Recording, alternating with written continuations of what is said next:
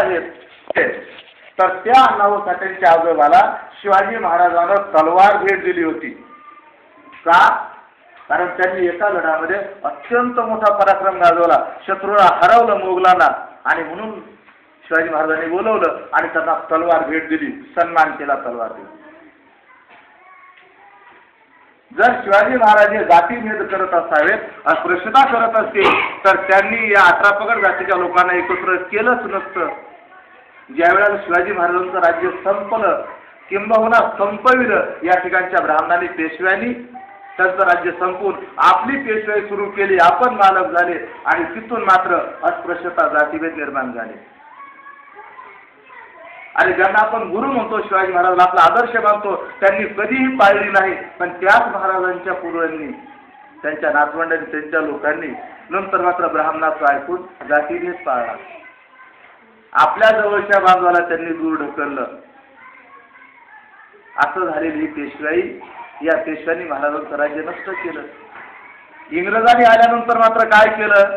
मी मगाशी उल्लेख ऐकला की महार या शब्दाचा काय अर्थ आहे, तर महा म्हणजे मोठा, आरी म्हणजे शत्रू.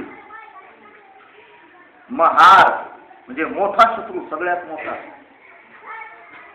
ज्या वेळेला इंग्रज इथं आले, इंग्रजांना कळालं की भारतामध्ये कोणकोणत्या लढाऊ जाती आहेत. त्यांनी अभ्यास केल्यानंतर सगळ्यात मोठी लढाऊ जात आहे मराठा, आणि त्यानंतर लढाऊ जात आहे महार. आणि म्हणून इंग्रजांनी आपल्या बटालियनमध्ये, सैन्यामध्ये या लोकांच्या खास तुकड्या तयार केल्या, महार बटालियन, मराठा बटालियन. का? या ठिकाणची अत्यंत शूर असणारी जात. परंतु आपण या ठिकाणचे माणसं स्वतःला बहुजन मानतच नाहीत. ब्राह्मणांनी फार पूर्वी सांगून दिलं की आता म्हणले भारतामध्ये फक्त 2च वर्ग शिल्लक आहेत, ते म्हणजे एक आहे ब्राह्मण आणि दुसरा आहे शूद्र. आणि म्हणून ब्राह्मणांनी फार पूर्वी छत्रपती शिवाजी महाराजांना तुम्ही शूद्र आहात हे सांगितलं. तुम्ही क्षत्रिय नाहीत म्हणले, क्षत्रिय नष्ट झाले, फक्त 2च वर्ग शिल्लक आहेत, ब्राह्मण आणि शूद्र. आणि त्यामुळं शिवाजी महाराज हे शूद्र आहेत, तुम्हाला राजा होता येत नाही, तुम्हाला राज्याभिषेक करता येत नाही. तरीही दागा भट्टाला आणून दागा भट्टाकडून महाराजांचा राज्याभिषेक केला. त्याला डाव्या पायाच्या अंगठ्यानं तिलक लावला. कुणामुळं? ब्राह्मणामुळं, ब्राह्मणांच्या सांगण्यामुळं. त्यांनीच महात्मा फुलेंना नाकारलं, त्यांनीच शाहू महाराजांना नाकारलं, त्यांनीच बाबासाहेबांना नाकारलं. अशा या बाबासाहेबांनी अत्यंत प्रतिकूल परिस्थितीमध्ये शिक्षण घेतलं. सगळ्यात महत्वाचं सांगितलं, शिका. कसं शिका म्हणून सांगितलं, तर त्यांनी म्हटलं की एकंदरीत 24 तासापैकी 15, 16, 17, 18 तास अभ्यास केला आणि आदर्श घालून दिला शिक्षणाचा. बाबासाहेबांनी शिक्षणाचं महत्व सांगितलं. एक प्रसंग घडला की त्या काळचे असणारे इंग्रजाचे गव्हर्नर लिन लिथगो, त्यांचं नाव, या लिन लिथगोनं बोलवलं. सगळ्या जातीच्या लोकांनी विचारलं की मी तुमच्या जातीसाठी काही सवलती देऊ इच्छितो, तुम्हाला काही पैसे देऊ इच्छितो, तुम्ही काय कराल मला सांगा.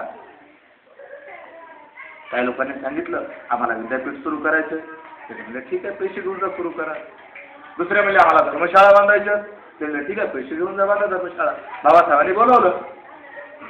म्हणजे बाबासाहेब, आम्ही तुमच्या जातीच्या लोकांना काही पैसे देऊ इच्छितो, तुम्ही काय कराल? बाबासाहेब म्हणले असं करा, त्या पैशानं माझ्या जातीमधल्या मुलांना परदेशामध्ये उच्च शिक्षणासाठी पाठवा. गव्हर्नरला कळेना. तो म्हणला असं काय म्हणून? बाबासाहेब त्यांना म्हणले की गव्हर्नर साहेब, तुम्हाला असं वाटतं का की मी एकटा माणूस 500 लोकांची बराबरी करू शकतो? गव्हर्नर म्हणला हो, करू शकता तुम्ही. ते म्हणले का बरं असं? तो म्हणला मला काय माहिती. ते म्हणले याच्यासाठी की मी उच्च शिक्षित आहे, आणि जे माणसं उच्च शिक्षित होतात ते माणसं तर्क करू शकतात.